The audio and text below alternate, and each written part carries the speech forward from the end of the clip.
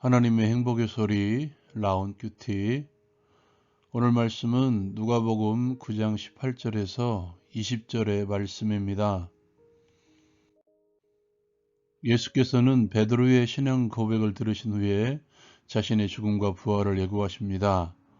그리고 제자들에게도 자기 십자가를 지고 따를 것을 명령하십니다. 예수께서 따로 기도하실 때 제자들도 함께 있었습니다. 예수께서 제자들에게 묻습니다. 사람들이 나를 누구라 하더냐? 그들이 대답하죠. 세례 요한이라 하고 엘리야, 더러는 옛 선지자 중 한 사람이 살아났다라고 말해줍니다. 예수께서 다시 묻습니다. 그렇다면 너희는 나를 누구라 하느냐? 베드로가 대답하죠. 하나님의 그리스도 신이이다. 그 대답을 듣고 제자들에게 이 말을 아무에게도 이르지 말라고 경고하십니다. 예수께서는 다시 자신의 죽음과 부활에 대해서 제자들에게 말씀하십니다. 인자가 많은 고난을 받고 장로들과 대제사장들과 서기관들에게 버림받아 죽임을 당하고 제3일에 살아나야 하리라. 죽음과 부활을 예고하신 예수님께서는 제자들에게도 권면합니다. 아무든지 나를 따라오려거든 자기를 부인하고 날마다 제 십자가를 지고 나를 따를 것이니라. 누구든지 제 목숨을 구원하고자 하면 잃을 것이요 누구든지 나를 위하여 제 목숨을 잃으면 구원하리라. 사람이 만일 온 천하를 얻고도 자기를 잃든지 빼앗기든지 하면 무엇이 유익하리요?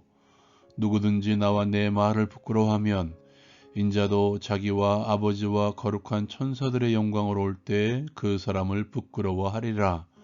내가 참으로 너희에게 이르노니 여기서 있는 사람 중에 죽기 전에 하나님의 나라를 볼 자들도 있느니라. 적용을 위해 함께 나누기를 원합니다. 먼저 예수님의 질문에 대해서 함께 나누기를 원합니다. 오늘 말씀은 예수님의 질문으로 시작하고 있죠. 그 질문은 자신의 정체성에 대한 질문이었습니다.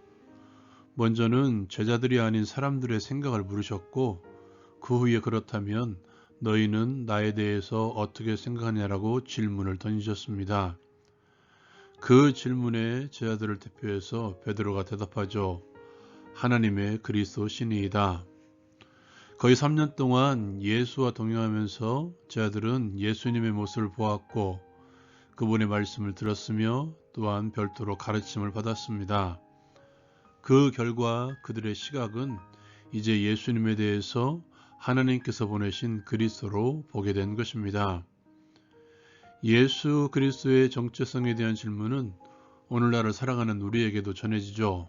끊임없이 질문하신다는 것입니다. 그리고 그 질문에 대해서 우리는 끊임없이 답을 해야만 합니다.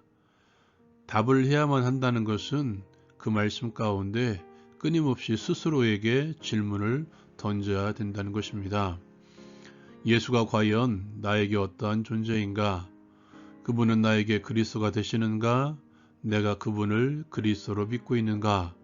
그분은 하나님의 그리스도이신가? 우리의 신앙 고백이 없더라도 그분은 하나님께서 보내신 구원자이심을 기억하십시오. 그러나 그 예수 그리스도에 대한 정체성의 신앙 고백이 없다면 나와는 아무런 상관이 없는 분이 되는 것이죠. 내가 열심을 다해 신앙생활을 한다고 할지라도 그 열심은 헛것이 되고 마는 것입니다. 바울은 이것에 대해서 이렇게 우리에게 들려줍니다. 내가 내 몸을 쳐 복종하게 함은 내가 남에게 전파한 후에 자신이 도리어 버림을 당할까 두려워함이로다. 내가 지금 열심을 다해 복음을 전하고 있지만 그것보다 더 중요한 것, 나의 순종의 대상이신 예수 그리스도, 그 예수 그리스도께 참여하려고 하는데 하지 못한다면 나의 열심은 아무런 상관이 없다. 나는 이것이 두렵다라고 고백하고 있는 것이죠. 그렇다면 예수께서 하나님의 그리스도로서 하신 일이 무엇입니까?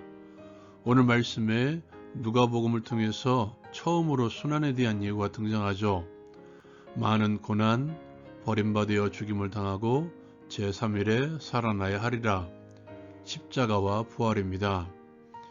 예수님의 십자가와 부활은 곧 나를 위한, 나를 구원하시기 위한 십자가와 부활임을 받아들일 때 예수께서 나의 그리스도가 되는 것입니다. 우리는 이 사실에 대해서 끊임없이 믿음으로 사실로 받아들이며 우리의 입술을 열어 또한 삶을 열어 제쳐 우리의 신앙 고백을 분명히 해야 될 것입니다. 또한 우리는 신앙 고백대로 살아야 됩니다. 아무든지 나를 따라오려거든 자기를 부인하고 날마다 제 십자가를 지고 나를 따를 것이니라. 너무나 유명한 말씀이죠. 예수님을 따르는 자들은 자기 부정이 이루어져야 되며 자신의 십자가를 지고 자신을 죽이고 따르라고 예수님께서 요청하고 있습니다. 여러분, 자기 부정이 뭘까요? 우리는 예수님을 통해서 자기 부정을 배워야 할 것입니다. 예수께서는 하나님의 뜻을 이루기 위해서 당신의 자리를 내놓으셨습니다. 하나님과 동등된 영광의 그 자리를 기꺼이 내려놓으시고 사람과 같이 되셨다고 바울 사도는 전하고 있죠. 내가 자기 부정이 되었는가 안 되었는가를 알 수 있는 척도는 내가 받을 영광을 내려놓았는가 그렇지 않은가를 따져보면 알 수 있을 것 같습니다.